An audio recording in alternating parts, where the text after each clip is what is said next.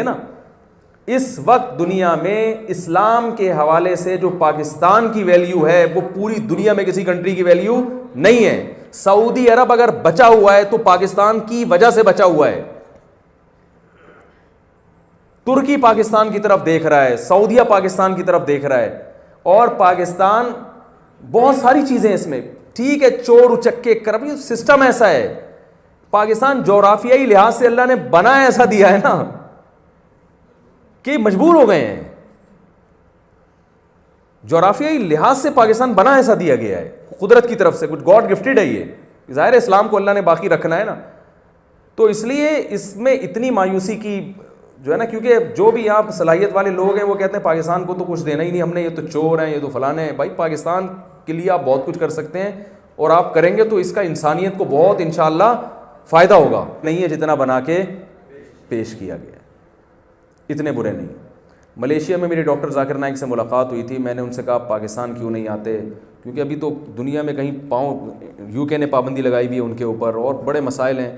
تو لوگوں نے ان کو یہاں سے پاکستانی انہوں کو جا کے بتایا کہ پاکستان نہیں آنا, پاکستان نہیں آنا, یہاں تو کوئی بھروسہ نہیں ہے, کچھ بھی کر کے کبھی کچھ بھی کر لیں. تو اور آپ یا تو وہاں چلے جائیں, سعودیہ چلے جائیں, یا وہاں چلے جائیں, ترکی چلے جائیں, پاکستان نہیں آنا. ایسا پاکستانیوں نے ڈرایا ہوا ہے. لوگ تو دعوت دیتے ہیں کہ یار ہمارے یہاں آؤ نا. تو میں بھی اس پروپیگنڈے سے اتنا متاثر کہ میری کئی گھنٹے کی میٹنگ ہوئی, میں نے بھی ان کو یہ مشورہ نہیں دیا کہ پاکستان آئیں, حالانکہ میں صبح شام پاکستان کرتا رہتا ہوں. میری بعد میں یہاں پاکستان میں ایک بہت بڑے عالم سے ملاقات ہوئی, میں نام نہیں بتانا چاہتا ان کا, ان کی طرف سے پابندی ہے. بہت بڑے عالم جو بڑی سیاسی بصیرت بھی رکھتے ہیں, بڑے مخلص ہیں. انہوں نے کہا بھائی ڈاکٹر صاحب سے ملاقات ہو تو ان کو بتاؤ کہ پاکستان کے علاوہ کہیں نہ جانا. جتنی آزادی آپ کو پاکستان میں ملے گی, جتنی عزت آپ کو پاکستان میں ملے گی, دنیا میں کہیں بھی نہیں ملے گی. وجہ اس کی یہ ہے کہ بہت سی باتیں صاف لفظوں میں نہیں کی جاتی, ٹھیک ہے نا. بہت سی ترقی جو ہوتی ہے نا انسان کو, وہ کچھ چیزیں گروی رکھ کے ہوتی ہے, ٹھیک ہے نا. انہوں نے کہا ایک سیکنڈ نہیں لگے گا, ملیشیا کسی بھی وقت پالیسی چینج ہوئی پکڑ کے انڈیا کے حوالے کر دے.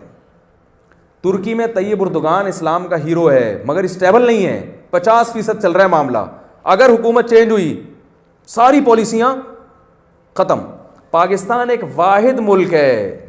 دیکھیں ابھی ڈاکٹر صاحب نے ملیشیا میں ان کو آزادی ملی, انہوں نے ایک تقریر کی, ہلکا سا لفظ کوئی دائیں بائیں ہوا ہے, دوبارہ بیان پہ پابندی لگ گئی.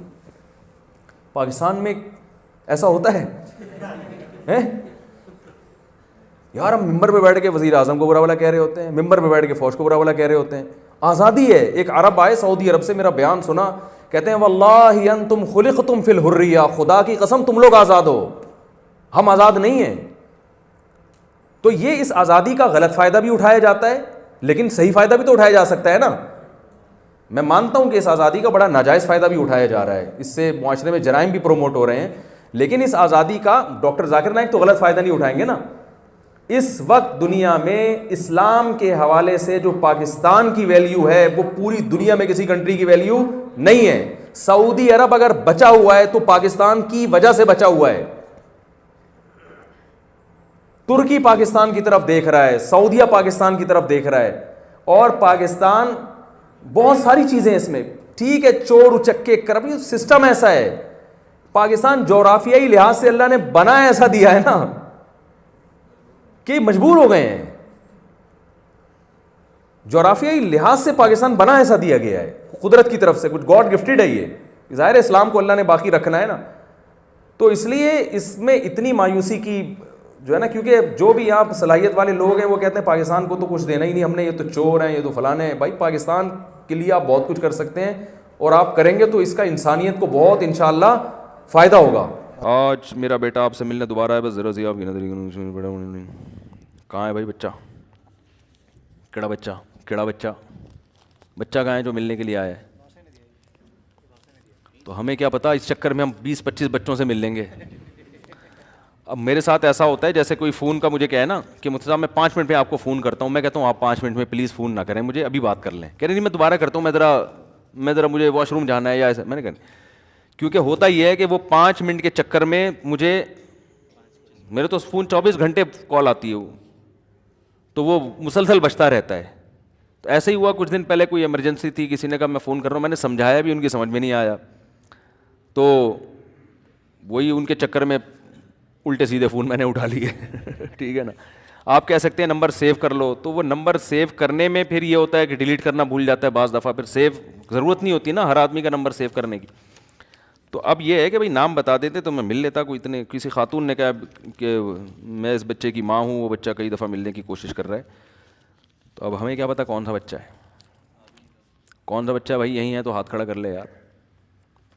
انسان کا بچہ تو ہے, یہ تو پتہ چل گیا الحمدللہ. ٹھیک ہے. اچھا, اگر کسی کے گھر کی وراثت کی تقسیم صحیح طریقے سے نہ ہوئی ہو تو اس کا گھر کا کھانا کھانے کی اجازت, کھانا کھانے کی اجازت ہے بھائی. اور اگر بہت قریبی رشتہ دار کا ہو تو کیا کیا جائے, کھانا کھا لیں جا کے, اگر وہ بلا رہے ہیں تو وہ تو ان کا ہیڈیک ہے نا. کیوں؟ دیکھو یہاں بھی وہی اصول ہے شریعت میں, اصل ہر جگہ نا اصل چینج ہو رہا ہوتا ہے. اصل تو یہ ہے اس جس کے ہاں وراثت تقسیم نہیں ہوئی نا, یہ بہت زبردست اصول ہے, ہر جگہ فٹ کریں آپ اس کو. آپ کے ابا کا اللہ نہ کرے انتقال ہو گیا, آپ وراثت تقسیم نہیں کر رہے ہو یہ سوچ کے کہ ہو سکتا ہے میرے وارثین کو اس پر اعتراض نہ ہو, وہ ابھی تقسیم کرنا چاہتے نہ ہو, وہ دل سے خوش ہوں. نہ نہ نہ, یہاں اصل یہ ہے کہ وہ دل سے خوش نہیں ہے, آپ کو تقسیم دینی ہے, کر کے دینا ہے ان کو. سمجھ رہے ہو؟ آپ نے جو یہ فرض کر کے بیٹھ گئے نا کہ وہ خوش ہیں, بہنیں خوش ہیں, اپنے گھر میں ہیں, تو وہ نہیں بھائی, آپ دل چیر کے کہاں دیکھ سکتے ہو سکتا ہے دل میں آ رہا ہوں ان کے. تو شریعت میں یہاں اصل کیا ہے کہ وہ خوش نہیں ہے, آپ ناجائز کر رہے ہو. لیکن تھرڈ پرسن کے لیے اصول شریعت کے چینج ہیں, کیونکہ تھرڈ پرسن کو شریعت مشکلات میں نہیں ڈالنا چاہتی. سمجھ رہے ہو؟ عبداللہ بن مسعود تھے یا عبداللہ بن عباس رضی اللہ عنہما, ان سے کسی نے پوچھا کہ حضرت ایک آدمی حلال بھی کما رہا ہے حرام بھی کما رہا ہے, اس نے میری دعوت کی ہے, تو اب حرام سے ہو سکتا ہے کھلا رہا ہوں. نے فرمایا جو حرام ہے وہ اس کے پیٹ میں جا رہا ہے, حلال تمہارے پیٹ میں آ گیا ہے. کیونکہ تھرڈ پرسن کے لیے اگر تنگی ہوگی تو وہ کہے گا کما میں نہیں رہا ہوں, ٹینشن میں حرام کما نہیں رہا, ٹینشن. تو اس کو شریعت پروٹوکول دیتی ہے کہ بھائی اگر حلال حرام مکس ہے اور بہت زیادہ غالب بھی نہیں ہے حرام, تو حلال حرام مکس ہے, تو ہم یہی سمجھیں گے آپ کی جیب میں کیا جا رہا ہے, حلال. کیونکہ آپ کے لیے اصل یہی ہے, تھرڈ پرسن کے لیے اصل یہ ہے کہ ہر انسان اصل میں حلال سے ہی دعوت کرتا ہے, حلال ہی کھاتا ہے, حلال ہی کھلاتا ہے. سمجھتے ہو؟ تو یہ یہاں بھی اصول بڑا زبردست اصول ہے, یہ بھی چینج ہو جائے گا. تو گھر میں کسی نے وراثت تقسیم نہیں کی, اس کے لیے تو اصل یہ کہ وہ ناجائز کر رہا ہے. لیکن کسی تھرڈ پرسن کے لیے کہ بھائی ہو سکتا ہے وہ سب اسی پہ راضی ہوں, دل سے راضی ہوں, تو اب آپ کے لیے اصول یہ ہے کہ بھائی نہ کوئی حرام کھاتا ہے نہ کوئی حرام کھلاتا ہے, اسلامی معاشرہ ہے, سارے تبلیغ میں 4 مہینے لگے ہوئے ہیں, سب نیک پرہیزگار ہیں. وہاں جب تک حرام کا 100% یقین نہ ہو, آپ کے لیے شریعت کیا حکم لگائے گی؟ حلال. سمجھتے ہو؟ ہاں کوئی احتیاط پر عمل کرے, جیسے بعض بزرگوں کے واقعات ہیں, کسی کی وراثت تقسیم نہیں ہوتی تھی, وہ نہیں کھانا کھاتے تھے, وہ احتیاط, وہ ان کا اپنا مسئلہ ہے, وہ تو تقوی کی تو پھر کوئی انتہا نہیں ہے. اس میں بھی ایسی احتیاط جس سے آپ لوگوں کو ٹینشن میں ڈال دیں, وہ بھی غلط ہے. تو مفتی کا کام تو ہوتا ہے اصول کے مطابق جواب دینا, جو ہے نا اصول یہی ہے, فتویٰ یہی ہے کہ یہاں تک بھی ہے کہ اگر کوئی آپ کی دعوت کر رہا ہے تو آپ اس سے نہیں پوچھ سکتے کہ حلال کماتے ہو کہ حرام کماتے ہو. بھائی اصل یہ ہے کہ حلال کماتا ہے, اور اصل یہ ہے کہ چپ کر کے کھا لو, آ کے پوچھو نہیں, بولو گے پھنسو گے. بھائی حلال ہی کما رہا ہے یار, ٹھیک ہے بس صحیح ہے. لا تسألوا عن اشیاء ان تبد لکم تسؤکم, قرآن کہہ رہے ایسی باتوں کے بارے میں نہ پوچھا کرو کہ اگر تمہارے سامنے کھول کے بیان کر دی جائے نا تو تمہیں پسند نہیں آئیں گی, وہ کہ یار اس پہ پردہ ڈالا ہوا تھا یہی اچھا تھا. جیسے تالاب میں وضو کرنا ہے کر لو, اب آپ یہاں وضو خانہ کھول کے وضو کر رہے ہو, پھر جا کے آپ نے کہا ہو سکتا ہے مسجد کا ٹینک ہی نہ پاک ہو, پھر آپ نے جا کے ٹینک کھول کے دیکھا کتا پڑا ہوا ہے اندر.